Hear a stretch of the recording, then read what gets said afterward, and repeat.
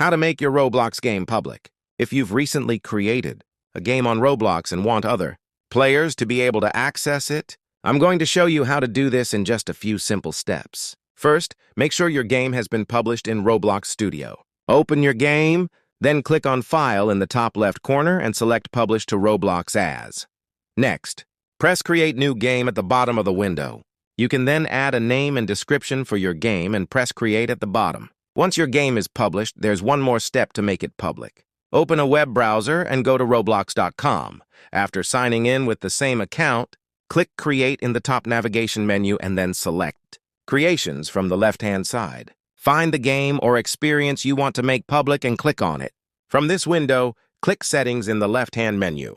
Scroll down to Privacy and check the box next to Public. Finally, scroll down and click Save Changes. And that's it! That's how you make your Roblox game public. Let me know in the comments if this guide helped you.